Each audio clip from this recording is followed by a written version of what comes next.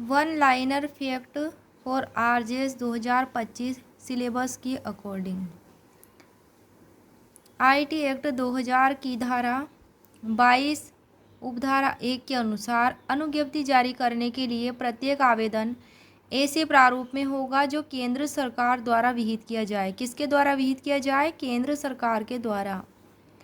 IT act 2000 की धारा 22 की उपधारा 2 के क्लोज सी में आवेदन के साथ 25,000 रुपये से अधिक की ऐसी फीस का संदाय जो केंद्र सरकार द्वारा विहित किया जाए वो करना होगा।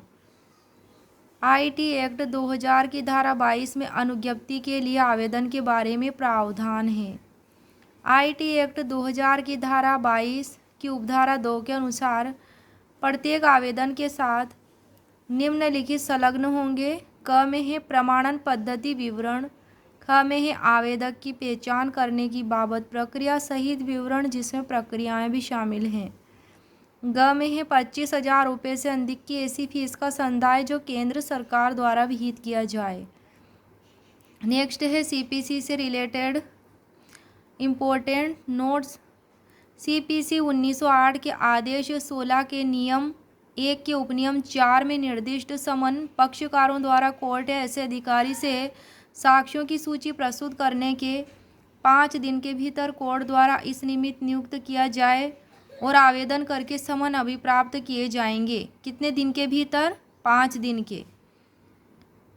सीपीसी 1908 के आदेश 16 के नियम 2 के अनुसार 7 दिन के पश्चात की न हो ऐसी राशि कोर्ट में जमा करेगा कौन? समन के लिए आवेदन करने वाला पक्षकार।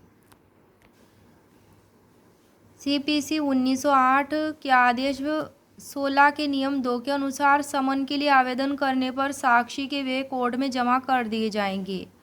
आदेश 16 में है साक्षियों को समन करना और उनकी हाजिरी के बारे में। आदेश 16 में कुल नियम 21 हैं। आईपीसी 1860 और बीएनएस 2023।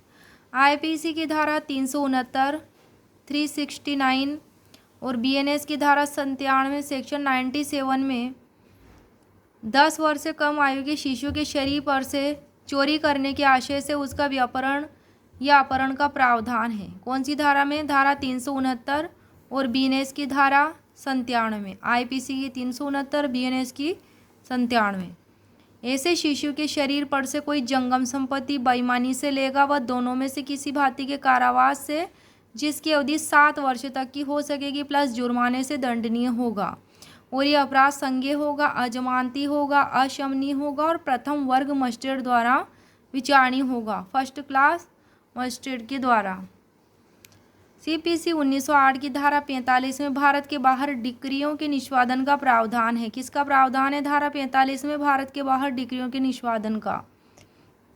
सीपीसी 1908 के आदेश 32 में अवयस्कों और विकृत व्यक्तियों द्वारा या उनके विरुद्ध वाद के बारे में प्रावधान है।